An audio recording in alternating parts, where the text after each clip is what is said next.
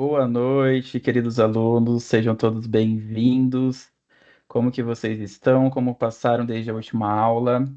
Bom, pessoal, nossa oitava aula hoje, temos mais um encontro ao vivo pela frente com a professora Amanda. E não tenho muitos recados aqui hoje para vocês, mas sempre tem alguma coisa para falar, né? Então, lembrar vocês, principalmente, sobre atividades. Nós temos algumas atividades ainda. Tem alguém sofrendo com o mapa, já vi aqui no chat. Bom, pessoal, então, o mapa realmente é um mapa extenso, que vai trazer muita bagagem para vocês, então, é uma atividade mais completa mesmo. Então, atividade mapa, que já estamos falando dela, tem essa atividade para ser entregue. É importante que vocês fiquem atentos aos prazos. Atividade um, acredito que já tenha até fechado. É bom que vocês confiram. Atividade 2 e 3, essas atividades ainda não se encerraram. E uma informação importante também que eu quero trazer para vocês. Ainda não está na data, mas a gente já pode adiantar para que vocês já fiquem cientes, quanto à solicitação de prova. Sabemos que na nona semana de aula começa o agendamento de prova, então no dia 21/4 nós já temos o início do agendamento de prova. Então por que que eu já estou adiantando essa informação? Porque quanto antes vocês agendarem, mais opções de horários e de dias vocês terão disponíveis. Então, quando o agendamento de prova abrir, vocês já podem estar escolhendo o dia que vocês querem fazer a prova de vocês e não deixar para a última hora, porque vocês vão ficar com os horários que sobrarem. Às vezes eu recebo alguma mensagem, ai, professor, eu não posso fazer tal dia e só tem tal dia, mas não tem o que eu possa fazer, porque existem vários horários disponíveis e eles são ocupados, então não tem como abrir mais horários. Então, esse é o aviso que eu deixo aqui para vocês como lembrete, para que vocês se atentem a isso também. Então, solicitação de prova, agendamento do dia 21 ao dia 2 vocês podem estar acessando para agendar. Os dias estarão disponíveis para agendamento vai ser dia 28 ao dia 3, ok? Esses são os recadinhos de hoje, então, pessoal. Agora eu deixo a aula com a professora Amanda. Boa noite, professora. Bem-vinda novamente para mais uma aula. Desejo uma Boa excelente aula. noite, boa noite, pessoal. Obrigado, professor Renan. Eu vou compartilhar aqui a tela com vocês para nossa aula de hoje. Vamos lá. Acho que já vai começar a aparecer. Apareceu, professora. Só não está no modo apresentação. Isso, já solicitei aqui, acho que ele está aí, Atualizou. pronto. Então tá, vamos lá, pessoal, boa noite. Estamos hoje iniciando a nossa oitava aula, então tá faltando aí mais uma pela frente para a gente concluir o nosso módulo de ateliê de projeto de arquitetura e edifícios verticais. E a nossa temática de hoje, ela é uma etapa muito importante dentro do projeto de edificações verticais, que é justamente a aprovação e projetos complementares que estão vinculados aos projetos de edifícios verticais. Então, essa temática é muito importante. Nós temos algumas questões que vocês devem sempre considerar durante a vida profissional de vocês, que nós vamos então debater um pouquinho hoje nessa aula e eu espero que todos tenham aí um bom proveito, né? Eu estou vendo que já até sinalizaram aí que estão sofrendo com o desenvolvimento do mapa. Realmente é uma atividade mais desafiadora, principalmente porque é de edificação vertical. Então, a gente sabe que esse tipo de projeto é mais complexo, então ele exige mais de vocês mesmos, tá bom? Mas fiquem tranquilos que vai dar tudo certo e vocês vão conseguir chegar no resultado aí de um bom projeto. Vamos lá, então? Bom, começando então falando dessa temática, né, que tem uma relação com quando a gente finaliza todo aquele processo projetual. Então, a gente começa o nosso projeto, tem todo aquele estudo preliminar, nós vamos analisar várias etapas desse desenvolvimento, vamos verificar quais são as exigências dos nossos clientes e assim por diante. Quando a gente passa por essas etapas iniciais do projeto e nós vamos finalizá-lo, a gente entra na etapa de projeto final, né, ou também conhecido como projeto executivo. Em alguns casos, a gente até trabalha aí com as etapas de anteprojeto, né, que vem anterior a isso, e depois a gente vai para esse projeto, que é o projeto executivo ou projeto final. Esse projeto, ele vai lá para a prefeitura ou para os seus órgãos que devem aprovar este projeto. Bom, quando a gente fala dessa tipologia de projeto, nós estamos falando de um projeto também muito mais complexo por conta aí da quantidade de pavimentos que nós temos no edifício vertical. Então, nós temos muitos elementos para detalhar dentro desse projeto executivo, tá? Então, é necessário que a gente tenha várias peças gráficas ou desenhos técnicos dentro desse projeto para fazer todas, para adicionar todos os detalhamentos técnicos necessários para que este projeto ele seja de fato executado. Então, o cuidado que nós precisamos ter é que todos os detalhes desse projeto realmente estejam em prancha, dentro deste projeto executivo e que todas as informações necessárias para que este projeto seja executado também conste nessa prancha.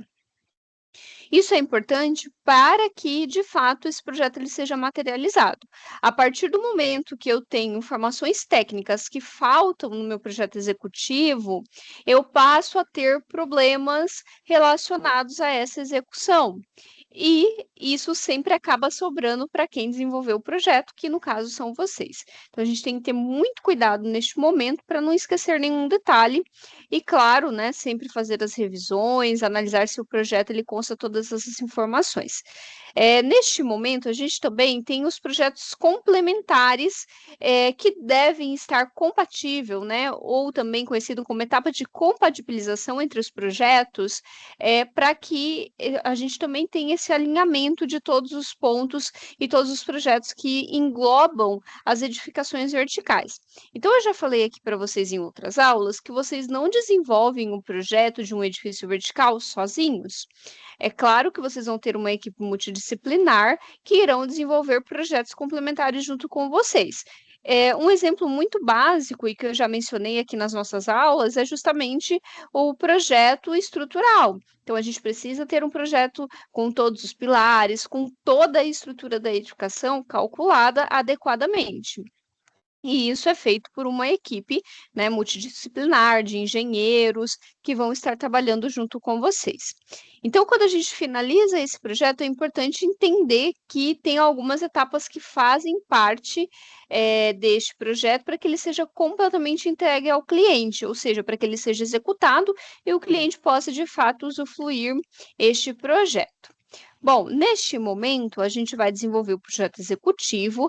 Aqui, nós precisamos nos ater, né, para que esse projeto ele seja detalhado adequadamente, nós vamos buscar lá na NBR 6492, que é a norma técnica de representações de projetos de arquitetura, que eu já falei em algumas aulas e que vocês também já devem conhecer, que é a nossa norma base. Essa norma, ela vai ali determinar quais são as peças gráficas, quais são os elementos que eu preciso ter dentro do meu projeto para que ele esteja detalhado adequadamente, tá? Bom, então ali nós temos todas essas informações e eu vou precisar, então, apresentar todas as informações pertinentes dentro desse projeto executivo. Então, nós vamos ter informações de todos os elementos para construção, incluindo os elementos internos, né? Então, a gente pode ter também um projeto de interiores associados a isso, e também todas aquelas considerações sobre a compatibilização entre entre os diferentes projetos que nós temos dentro dessa obra, para que ela realmente seja executada, como também já mencionei aqui para vocês, como, por exemplo, projeto estrutural, projeto hidráulico, projeto elétrico. Então, tudo isso vai fazer parte aí desses projetos que precisam ser compatibilizados durante este processo. Então, nós também precisamos nos atentar aos elementos técnicos que vão aparecer nesse projeto. Então, nós vamos ter as plantas baixas, cotadas, as plantas de layout de todos os ambientes. Então, a gente vai ter ali as cotas, as tabelas com especificações de mobiliários. Por que é importante a gente ter o layout lá na planta de um edifício vertical? porque nós vamos estar mostrando para quem vai executar a posição, por exemplo, do ponto hidráulico que eu preciso deixar para a pia. Então, esse tipo de detalhe eu vou observar com o layout. E aqui a gente está falando do layout básico, né, das áreas molhadas, aqueles layouts que realmente eles vão ser instrucional, não daquele layout como, por exemplo, o tapete, um detalhe ali que você de repente colocou dentro do seu projeto, tá? Então, nós também vamos nos atentar a outras plantas, como, por exemplo, de demolição e construção, se for o caso. Se for uma construção nova, eu não tenho demolição, mas eu tenho a construção das paredes. Então, eu vou detalhar isso em planta baixa, obviamente. Os cortes, as vistas, elevações, detalhamentos e paginações, e assim por diante, né? Todos esses elementos, eles vão guiar ali a execução da edificação.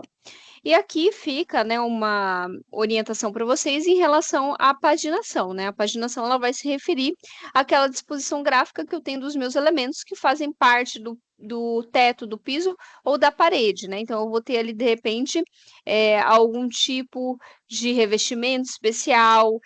No teto, posso incluir ali sancas, luminárias, projeção de vigas da minha estrutura, até juntas de dilatação e nichos, né? Então, tudo isso eu faço nessa planta de paginação.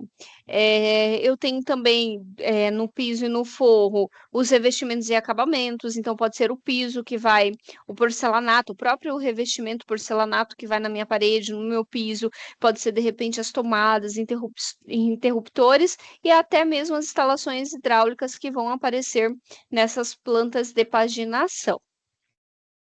Bom, então a gente também precisa pensar, né, que essa paginação, ela acompanha o ambiente, né, e isso é importantíssimo e precisa ser compatibilizado também com outros componentes, se esse for o caso, né? Então, se eu tenho ali um ponto hidráulico e eu estou marcando isso numa determinada paginação, eu vou ter que ter um projeto específico linkado, que é o projeto hidráulico da minha edificação, e assim por diante. Então, a apresentação desses desenhos vai permitir que a gente consiga, então, ter uma execução mais minuciosa e detalhada.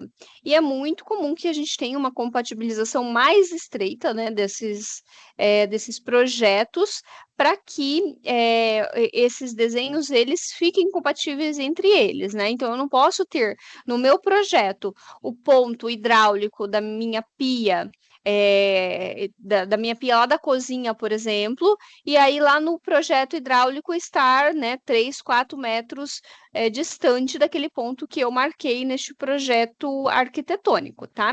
Então, esse tipo de compatibilização deve ser feito entre essas equipes, como eu já expliquei para vocês. Bom, além disso, nós temos detalhes construtivos e de interiores, tá? Dentro destes projetos que vão, então, ser compatibilizados. Nós temos vários tipos de detalhes construtivos que vão compor este projeto, e alguns deles vão estar além daquilo que você vai desenvolver.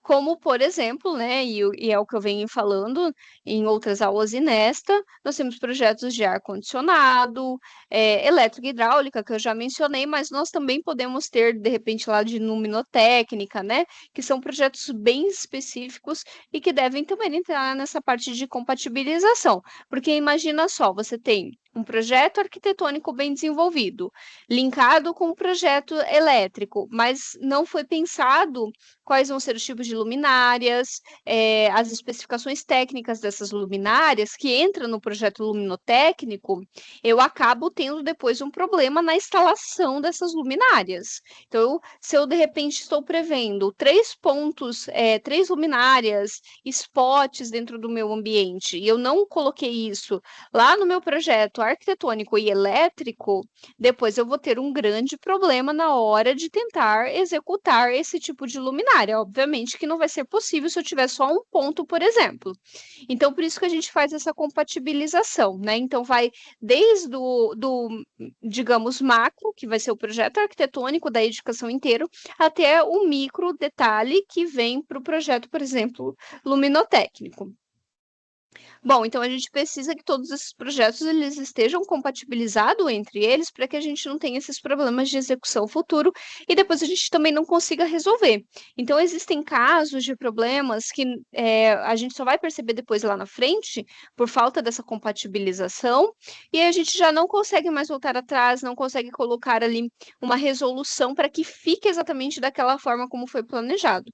E isso é muito sério, tá, pessoal? Porque daí depois o cliente ele pode vir, ele pode ficar satisfeito com você, ele pode dizer que você não prestou atenção nesses detalhes, e tudo isso não é bom, né, para essa questão profissional sua. Então você tem que sempre se atentar a isso e trabalhar em parceria com essa equipe multidisciplinar, ou até mesmo se você for especialista em todos esses projetos, você consegue desenvolver também. É um pouco mais desafiador, porque você vai ter que ter uma atenção redobrada, já que você pode vir a fazer todos os projetos ao mesmo tempo, né? Essa compatibilização ela tem que ser mais minuciosa ainda, tá?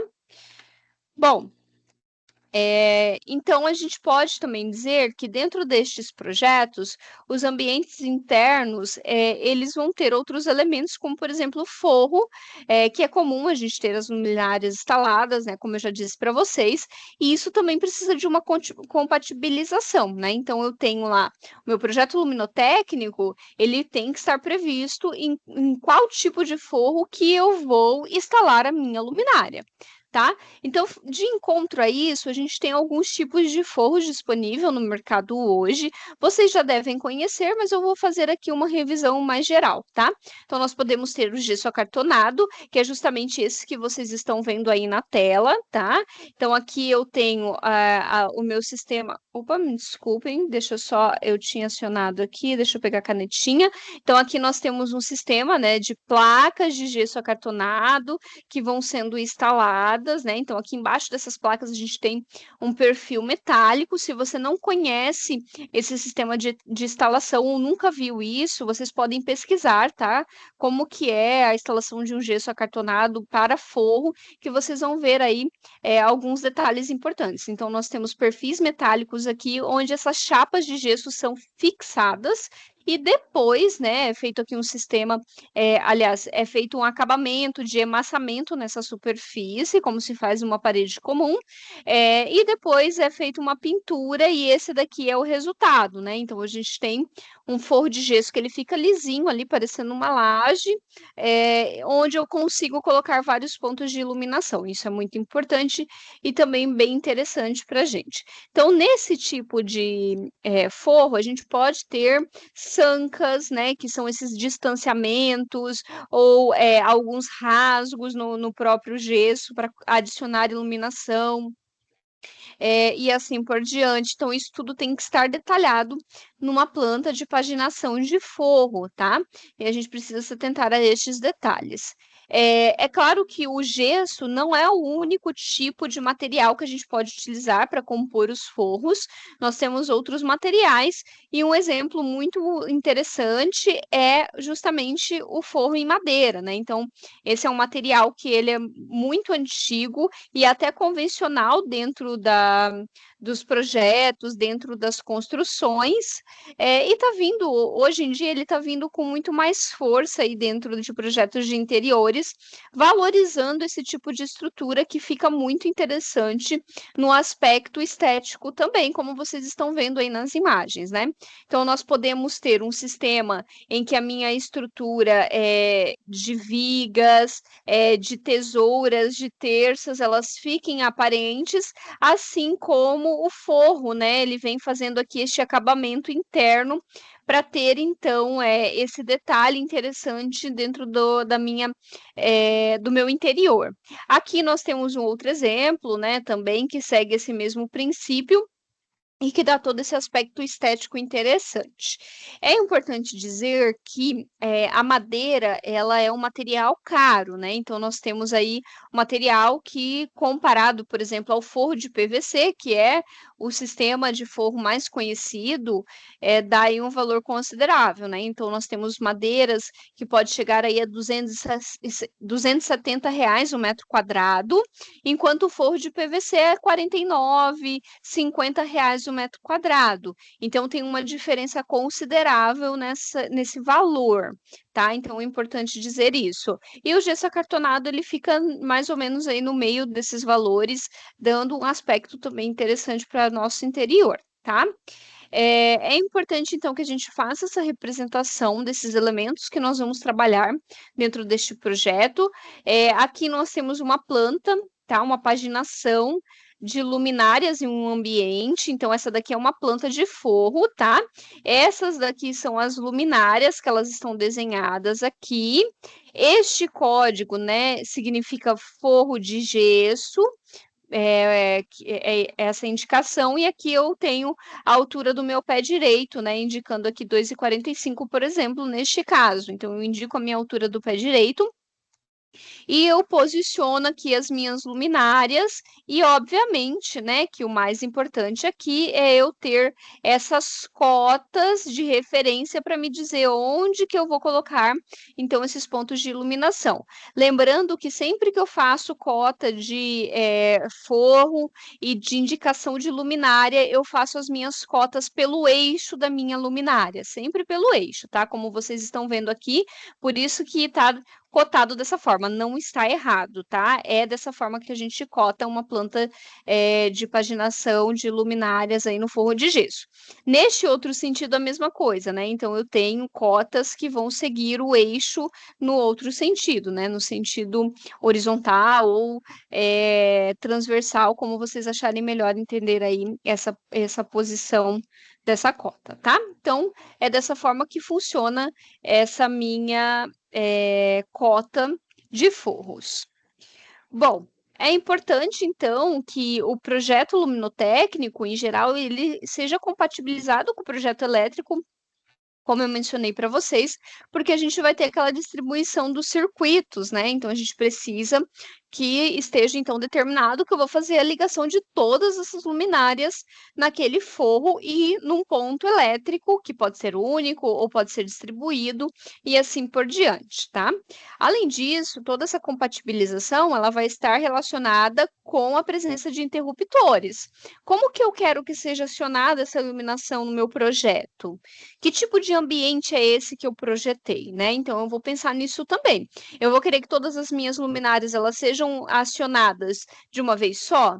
Eu quero que elas sejam acionadas em circuitos separados. Então, eu vou acionar primeiro essa fileira de luminárias, depois essa daqui e por último essa. Ou eu vou acionar todas elas juntas. Tá? Neste caso aqui, vocês estão vendo uma planta de forro que ela está me dizendo que todas elas vão ser acionadas ao mesmo tempo, tá? E aqui, essa segunda luminária, que é a L2, tá vindo como uma sanca, né? Então, eu tenho aqui uma sanca no meu gesso e eu, muito provavelmente, essa L2 é um perfil de LED que vai ser acionado, então, ali dentro da minha sanca. Lembrando, pessoal, que não necessariamente essa referência de L1 quer dizer que todas as minhas luminárias vão acender ao mesmo tempo, tá? Então, depois eu tenho um sisteminha aqui, uma anotação que eu faço para indicar se vai ser ou não acionado. Isso vai estar lá no projeto elétrico. Então, no meu projeto elétrico, eu indico, olha, as luminárias L1 vão acionar ao mesmo tempo. Ou não, eu quero que sejam acionadas separadas. Então, eu vou acionar, por exemplo, como eu já expliquei, né? Cada fileira dessa separada, ou eu vou acionar aqui as linhas, né? Por linha de luminária. E assim por diante, tá? O mesmo pode acontecer com os meus perfis em LED. Ou, né? Aqui ainda pode ter. E neste caso, né, nós temos aqui, aliás, não precisa ser um LED, né, essas luminárias aqui, elas vêm como luminárias spots, né, que são pontos de luz que eu vou ter aí no meu forro. Mas eu posso ainda acrescentar aqui ao redor do meu... Deixa eu só pegar aqui uma outra cor. Eu posso acrescentar ao redor da minha sanca. Só um pouquinho, pessoal, que sumiu aqui. Aqui. Eu posso acrescentar aqui ao redor da minha sanca todo um perfil em LED, então eu também tenho que fazer essa anotação aqui da minha luminária com perfil em LED. E assim por diante. Então, esses são alguns detalhes de iluminação que nós temos no projeto luminotécnico, tá? O mesmo vai acontecer, né, quando a gente tem uma paginação de piso, a gente precisa indicar os revestimentos, nós podemos ter, de repente, um detalhamento referente a bancadas, a questão de metais que eu vou instalar, então eu vou instalar uma torneira, desculpa. Que tipo de torneira que vai ser essa? De onde que vem o meu ponto hidráulico dessa torneira? Se vem da parede, se vem da bancada, e assim por diante, né? Então, todos esses detalhes eu também vou pensar aqui dentro dessas minhas plantas de paginação. E outro ponto importante é que dentro dessa paginação você tem que sempre indicar as dimensões do ambiente, para que isso auxilie ali, de repente, na escolha das peças e revestimentos que vão compor aquele espaço, né? Então, nem sempre o seu cliente ele vai conseguir encontrar o revestimento exato que você especificou ali se você não foi preciso. Então, se você disse, olha, vai ter um revestimento na parede que vai ser o porcelanato tal, então o seu cliente ele vai conseguir encontrar o porcelanato se você colocou a informação, o nome, a marca, o código daquele porcelanato. Se você não fez isso, se você só disse, olha, é um porcelanato de 90 por 90, isso abre para que seu cliente ele procure este material da forma que ele achar melhor. Então, talvez ele encontre ali um porcelanato de 92 por 92. Ele pode utilizar sem problema nenhum, né? Então, vai ter que ter um ajuste ali dentro daquele detalhamento, daquela paginação que você fez, e assim por diante, né? E com isso, a gente vai, então, especificando, como nós temos aqui, eu trouxe um exemplo para vocês, uma vista, né, de um banheiro, de um detalhamento, onde nós temos paginação de piso, tá? Aqui são as paginações das paredes do banheiro, que vai compor, então, o sentido, a indicação para que a pessoa que vai executar, né, o azulejista, ele inicie a paginação pelaquela peça e por aquele ponto dentro do meu banheiro, tá?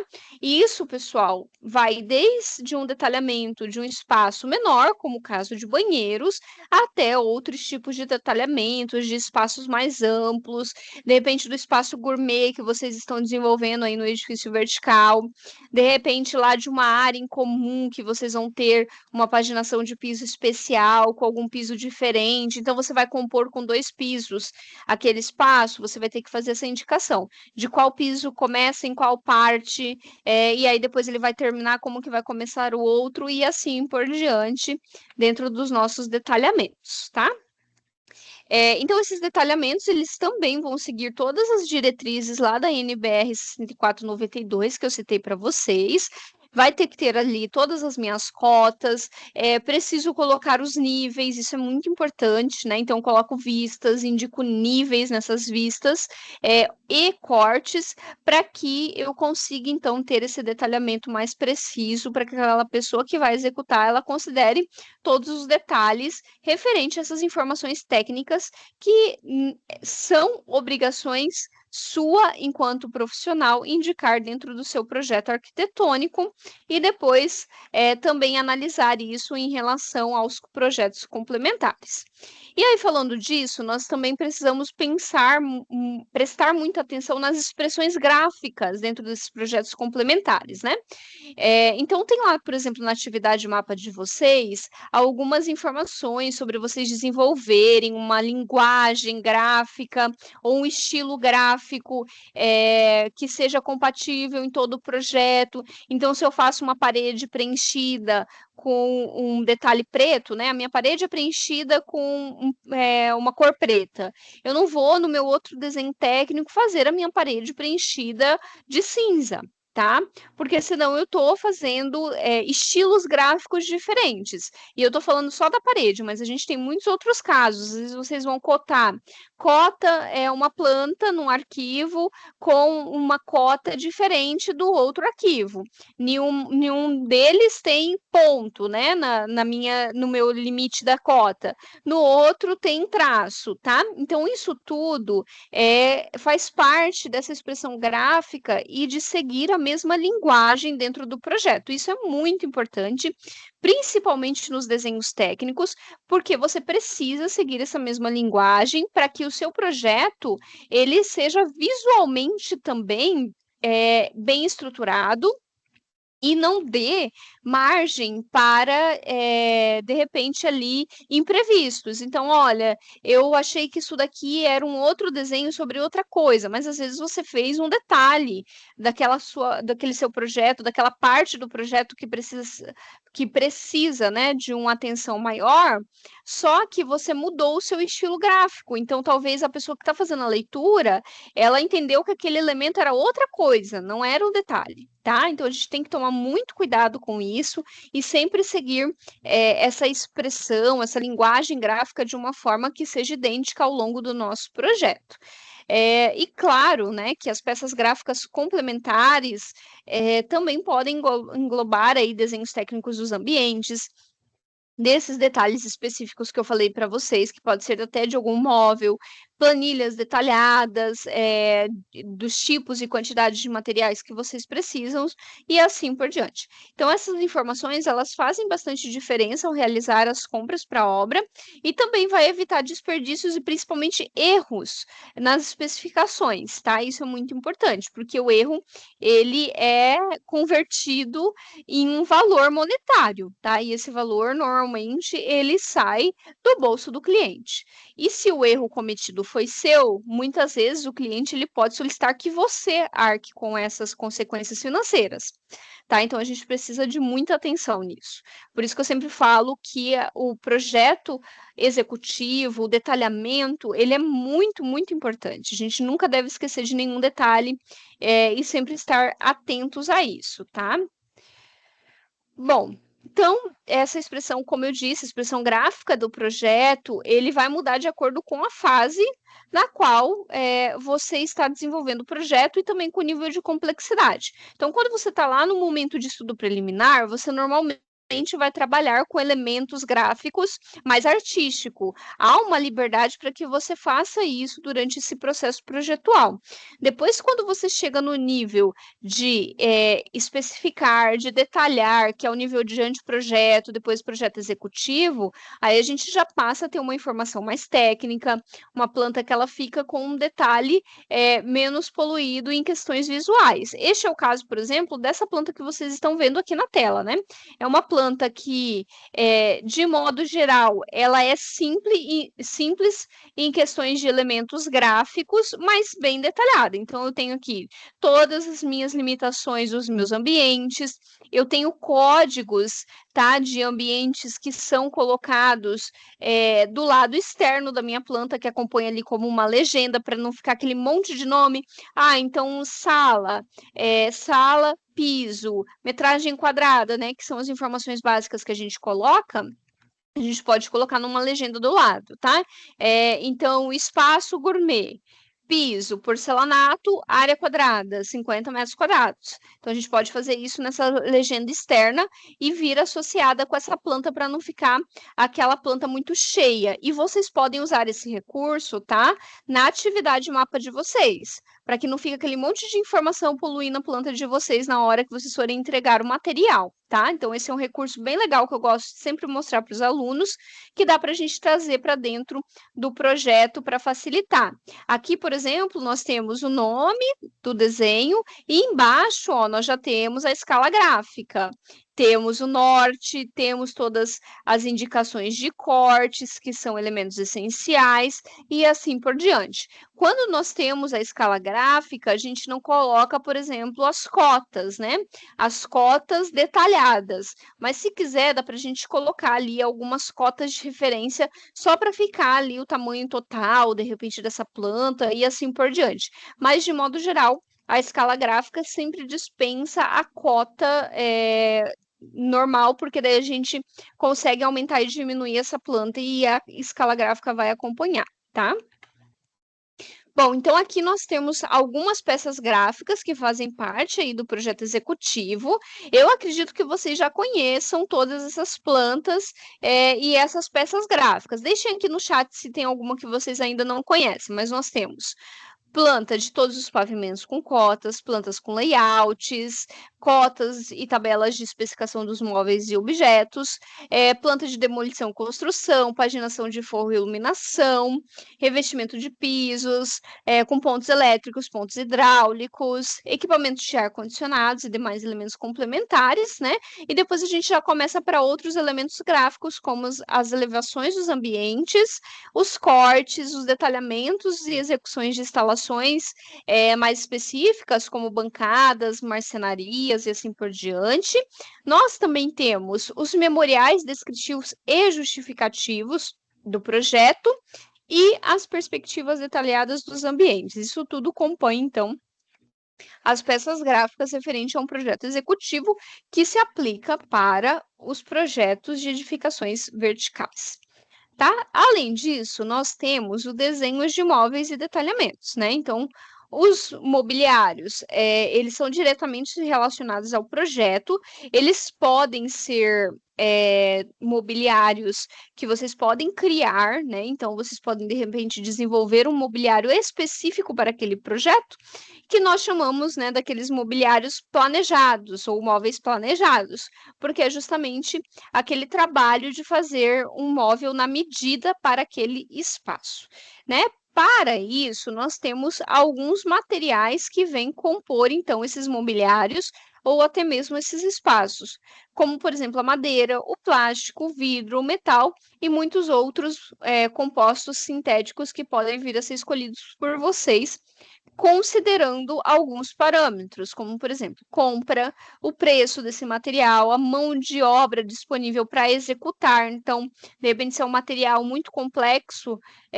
que vai ali resultar no mobiliário complexo, eu tenho uma mão de obra normalmente que tem um valor maior agregado para que seja executado.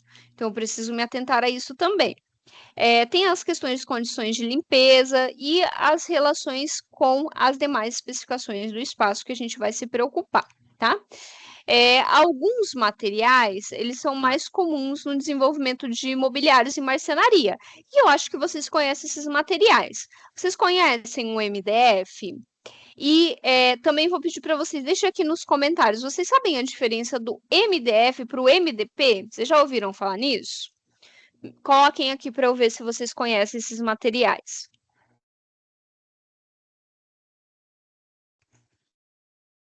Bom, então o MDF é uma sigla para Medium Density Fiberboard, enquanto o MDP é a sigla de Medium Density Particle.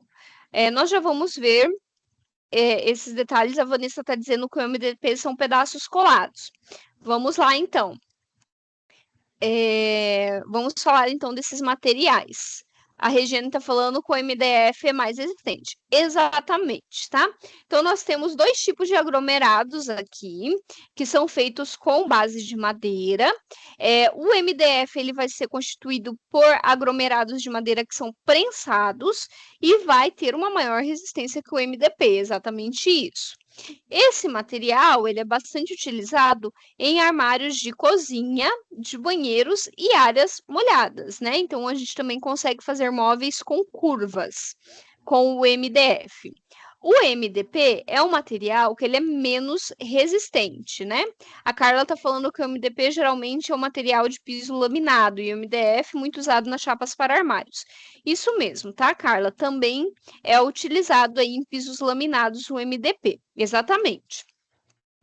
Só que o MDP ele é um material que ele é menos resistente, porque ele é feito com aglomerados de madeira, só que ele é mais poroso, tá? E ele é formado por partículas compactadas desse material.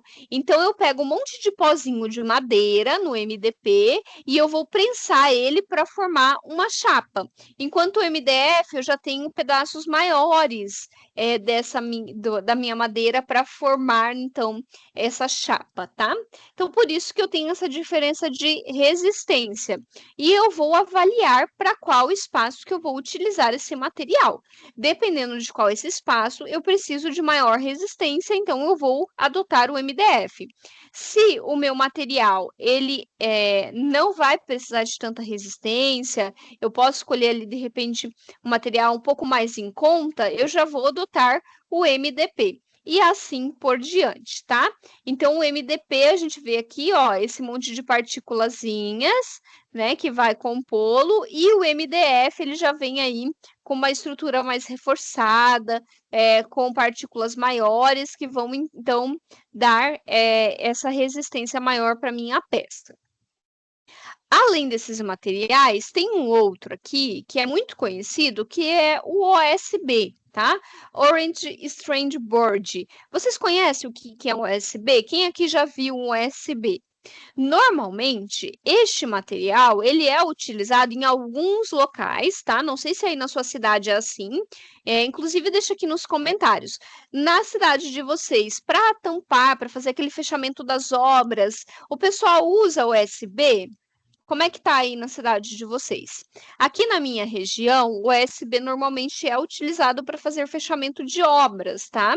Claro que depende do porte da obra. Algumas que são maiores, a gente já tem a utilização de telhas metálicas, né? Para aquelas construtoras maiores e tudo mais. Mas para obras menores, normalmente se usa o OSB, né? A Vanessa está falando que usa o tapume com telha trapezoidal. Isso mesmo, né? A telha metálica normalmente entra aí para fazer o fechamento das obras.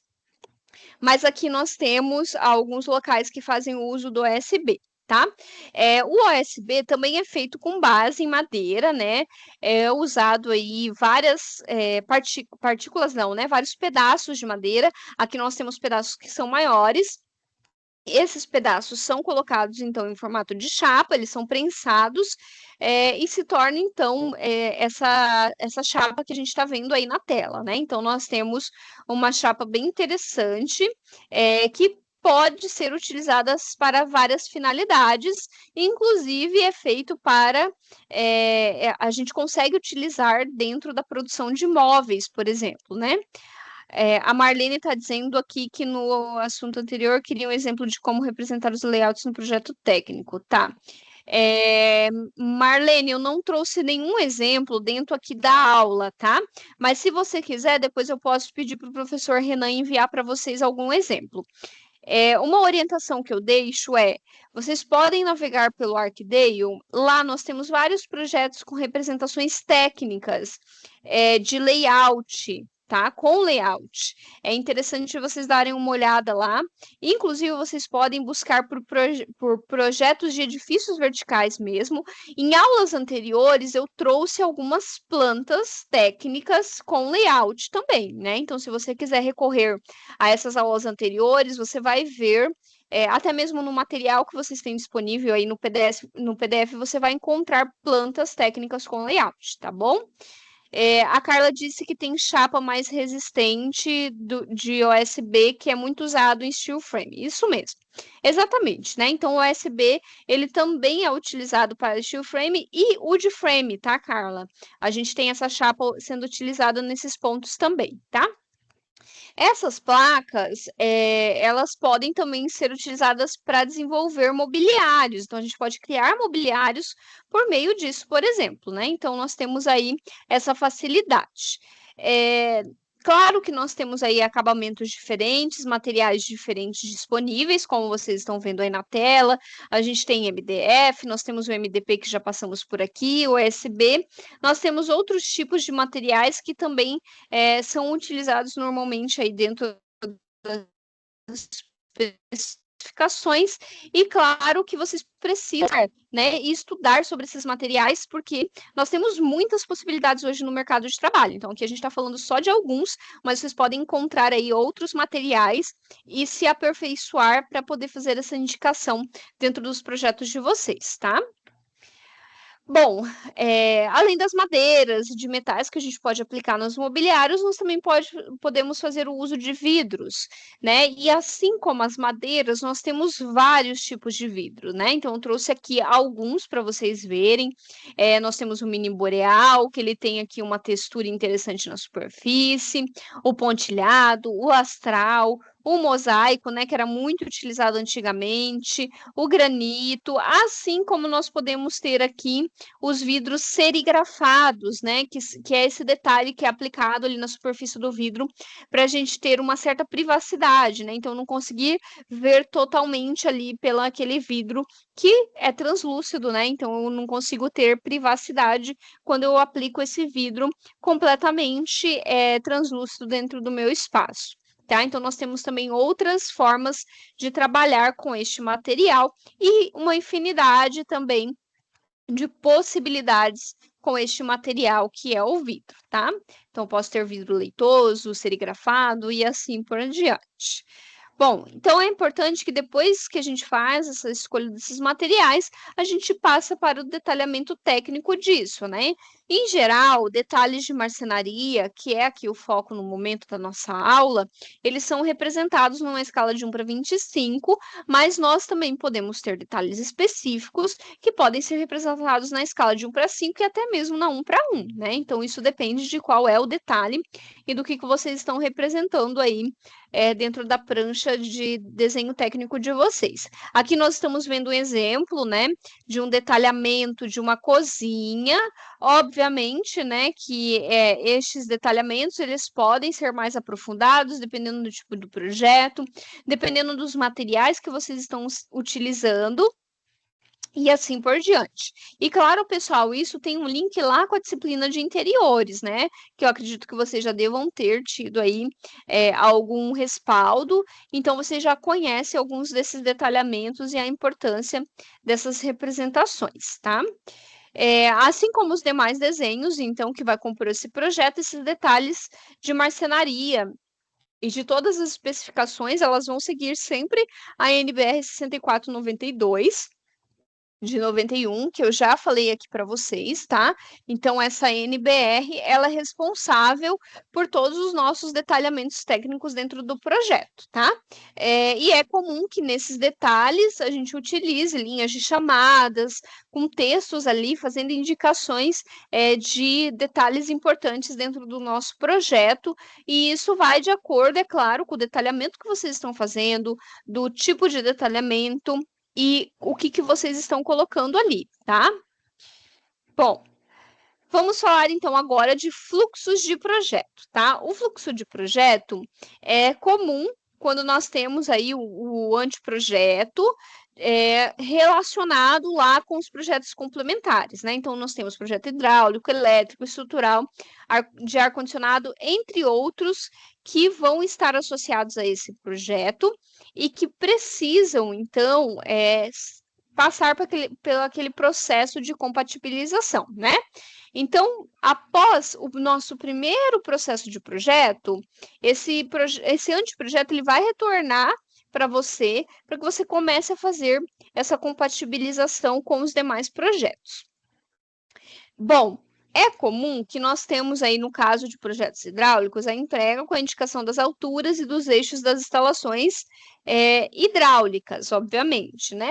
E outras especificações relacionadas a isso. Então, cada projeto complementar, ele vai ter a sua função e a sua especificação dentro desse fluxo de projeto, né? Então, cada profissional tem ali a sua função e o seu desenvolvimento no projeto. Bom, depois disso, nós vamos passar por um processo conhecido como aprovação do projeto. Em cada local, em cada município, há um procedimento padrão para isso. Mas, de modo geral, tá? E você deve verificar isso na sua cidade. De modo geral, a gente tem o projeto arquitetônico.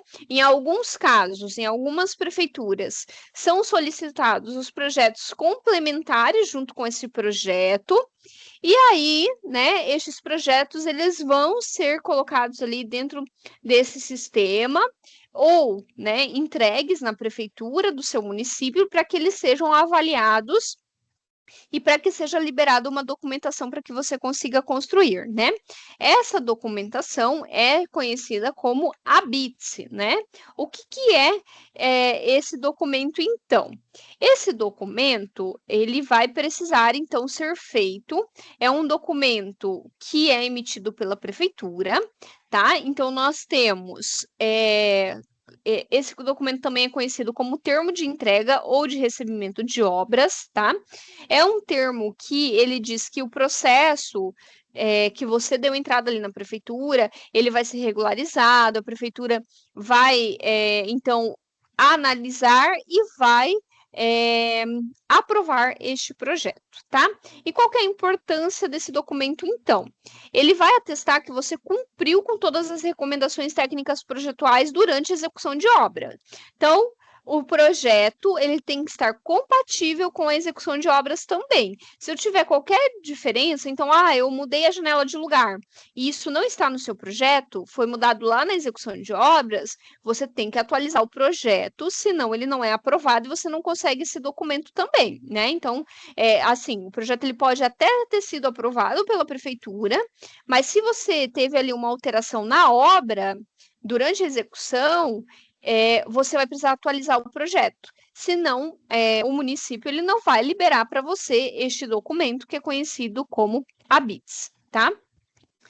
Então, neste documento, ele vai ter ali uma indicação de que você concluiu a obra, uma certificação disso, e ele vai, então, ser uma liberação para que você possa solicitar outros documentos, como, por exemplo, um documento de um alvará de funcionamento da edificação e assim por diante. Então, eu preciso desenvolver, né, solicitar, desculpa, esse documento também na prefeitura após a minha execução de obras, tá?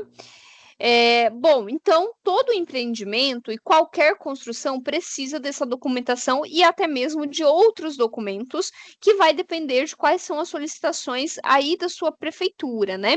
Então existe várias documentações que a prefeitura ela vai solicitar para você na aprovação do projeto ou de repente ali na análise do seu projeto, depois na aprovação e depois também de construído pode ser solicitados outros documentos que você vai precisar averiguar. Mas, de modo geral, né, o ABITSE, esse documento, né, esse termo de entrega de obra, ele é o mais popular e ele também é um dos mais importantes para que o seu cliente ele possa, então, desenvolver as atividades nessa edificação, tá?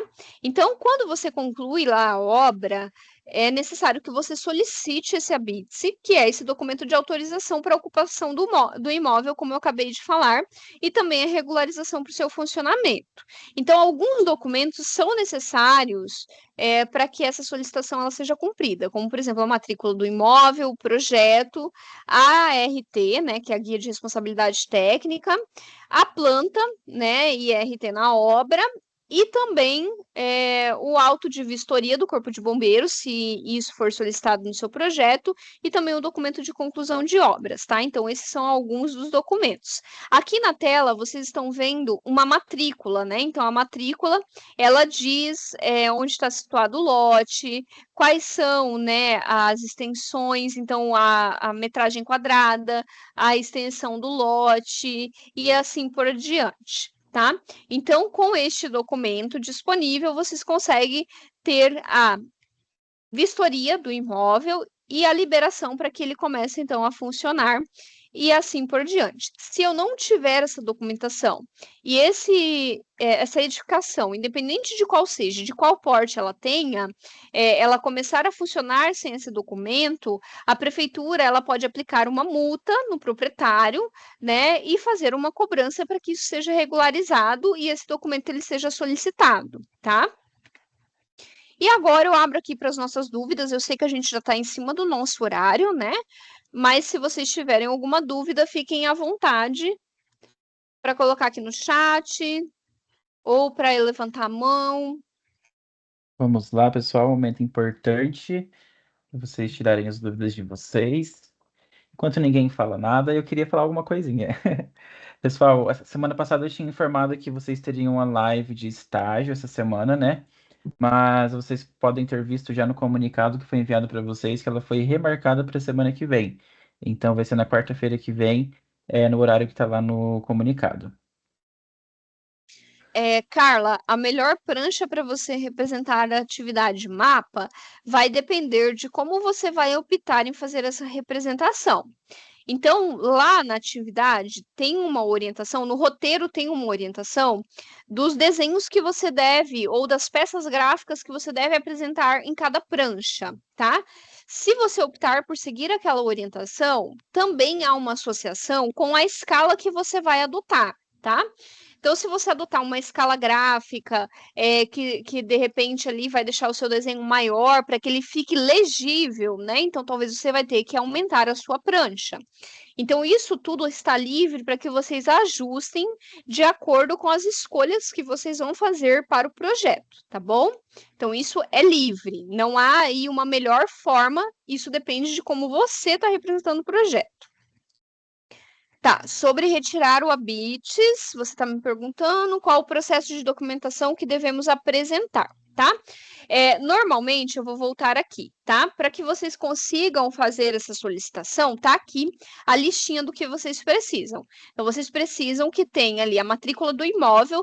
Normalmente, quando a gente dá entrada no projeto na prefeitura, a gente já coloca o projeto, a matrícula do imóvel, a RT, tudo isso já vai junto ali, tá? Mas se você tiver, por exemplo, uma vistoria do Corpo de Bombeiros, isso não vai junto com o projeto arquitetônico.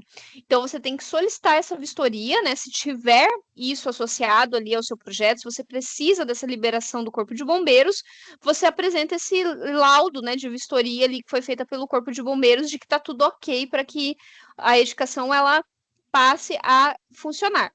E também o documento de conclusão de obras que você mesmo pode fazer, né? Como profissional, você pode dizer, olha, a obra foi concluída, né? Então você pode fazer esse documento e entrar com todos esses processos, né? Então, o projeto aprovado, a matrícula, tudo isso você faz essa entrada e solicita.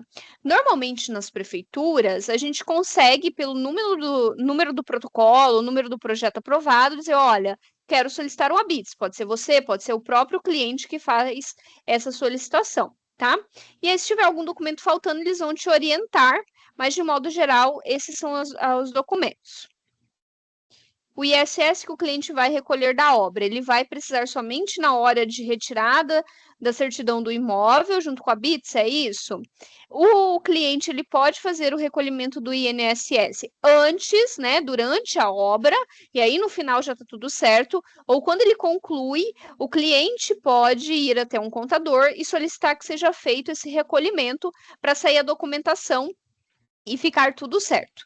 Normalmente, essa documentação ela não é solicitada pela prefeitura, tá? Mas sim de repente ali um processo que você fique em haver se não for feito com a Receita Federal. Isso pode gerar muitos problemas para você, tá? Isso tudo vai depender de como é aí na sua prefeitura. Eu sugiro que você faça um levantamento, né? Vá até a prefeitura e consulte-os sobre como que funciona aí, se você precisa mostrar, né, um documento comprovando que foi recolhido esse INSS, tá? Depende de como é aí com você. Certo, Mais pessoal? alguma Vamos, coisa? vamos finalizar então, prof. Sim, Pessoal, nós temos que iniciar outra aula agora na sequência, então. E nós vamos finalizar essa. Professora, muito obrigado pela aula de hoje. Nos vemos novamente na semana que vem para a nossa última aula. Então, já deixo o convite a todos para participar da nossa última aula e vejo vocês em breve. Aproveitem o combinado. feriado, aproveitem também para estudar, para fazer os trabalhos. É um ótimo momento para vocês aproveitar com sabedoria. Até mais, Isso aí. pessoal. Boa Boa noite, noite. pessoal. Até mais.